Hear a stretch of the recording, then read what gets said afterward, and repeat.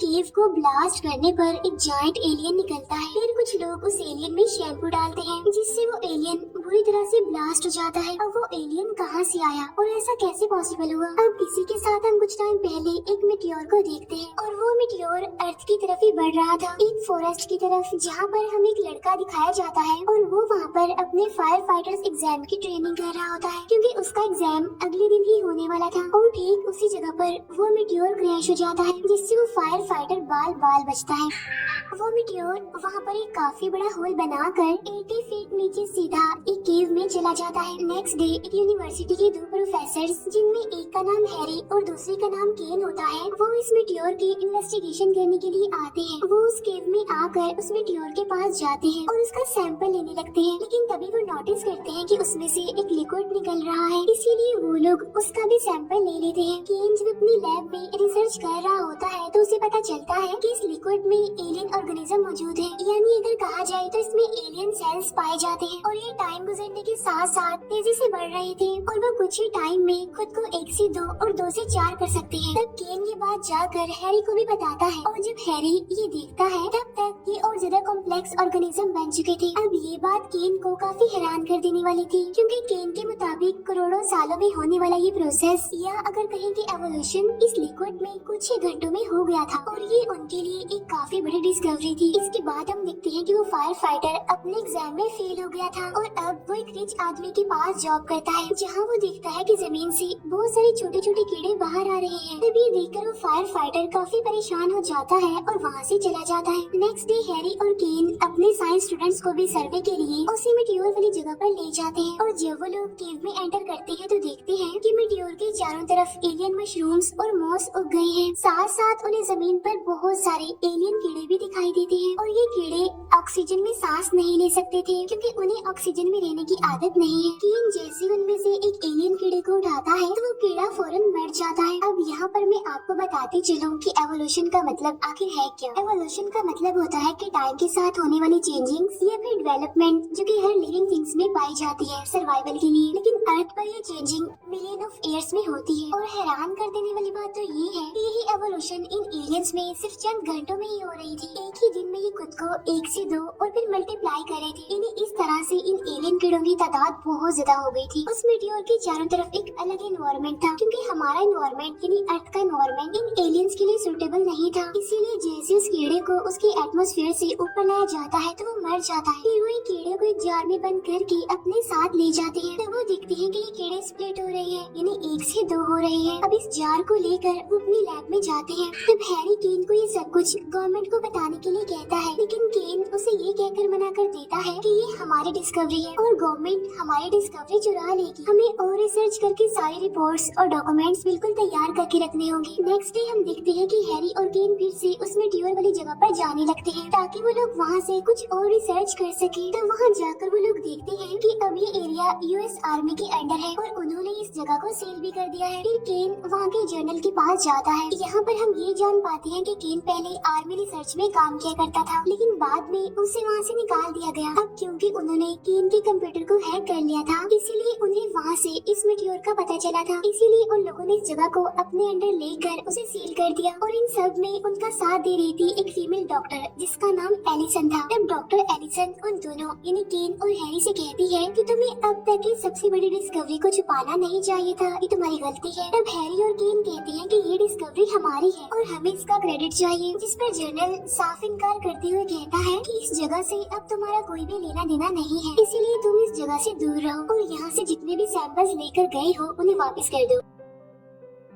अब यहाँ पर उन लोगों के बीच बहस हो जाती है, इसीलिए केन और हैरी वहाँ से चले जाते हैं। और जब वो दोनों अपने राइट्स के लिए कोर्ट में जाते हैं तो वहाँ पर ये बात रिवील होती है कि केन जब आर्मी रिसर्च में काम किया करता था तब उसने वहाँ पर एक ऐसी वैक्सीन बनाई थी जिससे सोल्जर्स को बहुत ज्यादा साइड इफेक्ट हुए थे और यही वजह थी कि उसे निकाल दिया गया था। इसीलिए वो लोग ये केस हार जाते हैं। लैब में जाने के बाद उन्हें पता चलता है कि उनके सारे सैंपल्स, डेटा और रिसर्च भी चोरी हो गई है और ये काम किसी और का नहीं बल्कि उसी जर्नल का था। इससे इससे इन दोनों को बहुत गुस्सा आता है। इसीलिए वो लोग अपना सब कुछ वापस लाने के लिए आर्मी कैंप में चले जाते हैं। वो लोग बेस बदल कर अंदर एंटर कर जाते हैं। हाथ में वो एक यूवी सूट पहनकर लिफ्ट के जरिए मेटियोर की तरफ जाने लगते हैं। यहाँ पर उन्होंने यूवी सूट इसीलिए पहना था क्योंकि उन एलियंस के बीच में उन्हें सांस लेने में प्रॉब्लम हो सकती है। सबकी नजरों से बचते हुए जब भी लोग वहाँ पर जाते हैं तो देखते हैं कि वहाँ पर इतनी जल्दी सब कुछ बदल चुका है, क्योंकि वो जगह बिल्कुल एक जंगल की तरह ही लग रही थी, क्योंकि उसमें बहुत सारे एलियन इंसेक्ट्स और एलियन एनिमल्स घूम रहे थे। असल में ये सारे वो छोटे छोटे एलियन कीड़े ही थे जो एवोल्यूशन होने की वजह से इन्हें इतनी जल्दी चेंजिंग्स होने की वजह से इतने बड़े हो गए। लेकिन इससे पहले कि वो लोग अपने सैंपल वहाँ से लेते, डॉक्टर एलिसन इनकी बातें सुनकर इन्हें पहचान लेती है और उन्हें रोकने के लिए वहाँ पर आ जाती है। एक एलियन मच्छर हैरी के सूट को काट कर उसकी बॉडी में घुस जाता है। वो एलियन मच्छर उसकी पूरी बॉडी में मूव कर रहा होता है। तब डॉक्टर वहाँ पर आकर उस एलियन मच्छर को हैरी की बॉडी में से निकाल लेता है। बाहर निकलते ही वो एलियन मच्छर मर जाता है। अब यहाँ पर हम ये जान पाते हैं कि डॉक्टर एलिसन को भी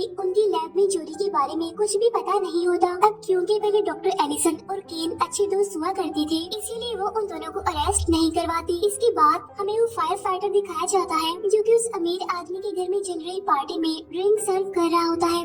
और जब वो अमीर आदमी अपनी फ्रेंड से मिलने के लिए एक ग्राउंड में जाता है तभी एक एलियन क्रोकोडाइल उस पर अटैक कर देता है और उसे मार डालता है। इसके बाद वो दोनों यानी हैरी और केन जब वापस से कॉलेज में आते हैं तो उन्हें वहाँ पर वही फायर फाइटर मिलता है जो कि उन दोनों का ही वेट कर रहा था और उसने हाथ में कुछ पकड़ा हुआ भी था। और वो चीज कोई और नहीं बल्कि वही एलियन क्रोकोडाइल था जिसने उसके ऑनर पर अटैक किया था। ये बात वो फायर फाइटर उन दोनों को भी बताता है, लेकिन वो एलियन क्रोकोडाइल अब जिंदा नहीं था बल्कि मर चुका था। वो फायर फाइटर उन्हें बताता है कि ये एलियन तड़प तड़प कर मर गया और फिर मैं इसे उठाकर यहाँ ले आया। इसके बाद हमें घर दिखाया जाता है जहाँ पर बहुत सारी फीमेल्स थी और तभी वहाँ पर भी वही कीड़े आने लगते हैं। और जब वो फीमेल्स दरवाजा खोलकर देखती हैं तो वहाँ से एक अजीब सा एलियन बाहर आता है जो कि काफी इनोसेंट लग रहा था। और तब एक लेडी उसे देखकर उसकी तरफ अपना हाथ करती है, लेकिन जैसा कि हम जानते हैं कि एलियंस मासूम नहीं होते, इसीलिए वो एलियन उस औरत के हाथ पर काट लेता है। और फिर जैसे एक औरत शूट करके उसे मारने वाली होती है तो वो एलियन भी वैसे ही मर जाता है जिसे बाकी एलियंस मर रहे थे। इसके बाद केन एलिसन के पास जाता है और उसे कहता है कि हमें इन सबको खत्म करना होगा क्योंकि ये बहुत ज्यादा खतरनाक साबित हो सकते हैं। तब एलिसन उसे बताती है कि ये सब कुछ हमारे कंट्रोल में है, हम इसे हैंडल कर सकते हैं। इसके बाद केन को भी ये बात पता चल जाती है कि एक लेडी को एक एलियन ने काट कर मार दिया है, इसीलिए वो इन्वेस्टिगेशन करने के लिए उस घर में चले जाते हैं और वहाँ उन्हें वही इनोसेंट दिखने वाला एलियन मरा हुआ मिलता है। और उसी घर के पीछे इन्हें बहुत सारे ड्रैगन जैसे दिखने वाले एलियंस भी मिलते हैं जो कि बहुत सारे थे और वो सारे मर चुके थे। तभी देखकर हैरी कहता है कि यहाँ पर जितने भी केव्स और माइंस हैं वो आपस में एक दूसरे से कनेक्टेड है और वो मेटियोर वाली केव भी इनसे कनेक्टेड है, इसीलिए सारे एलियंस अलग अलग जगहों से निकल रहे हैं। लेकिन अब क्योंकि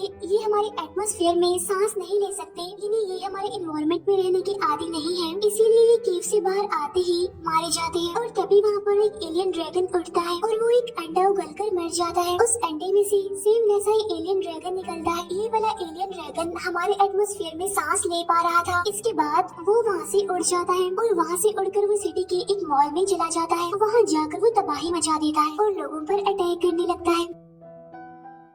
तभी वो तीनों भी इसका पीछा करते करते यहाँ पर आ जाते हैं और वो इस एलियन ड्रैगन को शूट करके मार देते हैं। अब ये सारी बातें न्यूज और मीडिया पर फैल चुकी थी, इसीलिए सारे रिपोर्टर्स गवर्नर से इन एलियंस के बारे में जवाब मांग रहे थे। अब गवर्नर भी उसी मिलिट्री बेस में चले जाते हैं और वो जनरल से सवाल करते हैं कि ये एलियन मॉन्स्टर्स पूरे शहर में कैसे फैल गए। तब एलिसन बताती है क्योंकि ये तेजी से बढ़ रहे हैं और फैलते जा रहे हैं और सिर्फ 2 महीने में ही ये एलियंस पूरे शहर में फैल जाएंगे। और तभी वहाँ पर हैरी, केन और वो फायर फाइटर भी आ जाते हैं। तब जनरल सारा इल्जाम उन पर डाल देता है कि इन्होंने सिक्योरिटी तोड़ दी, इसीलिए सारे एलियंस बाहर चले गए। तब गवर्नर कहता है कि मैं कुछ नहीं जानता, मुझे सिर्फ सोल्यूशन चाहिए। तब जनरल सारे केव में ब्लास्ट करके सारे एलियंस को जलाने के लिए कहता है और तभी उन पर मंकी जैसे दिखने वाले एलियंस अटैक कर देते हैं। एक एलियन मंकी गवर्नर पर भी अटैक करता है, लेकिन वो फायर फाइटर उसे शूट कर देता है। अब गवर्नर ये देखकर काफी डर जाता है और वो जनरल को फुल सपोर्ट दे देता है इन्हें जलाने के लिए। तब जनरल उन तीनों को वहाँ से जाने के लिए कहता है। तब उनके साथ डॉक्टर एलिसन भी चली जाती है और वो अपने साथ उन दोनों के चोरी हुए सैंपल और डाटा भी लेकर आई थी। अब अपनी लैब में केन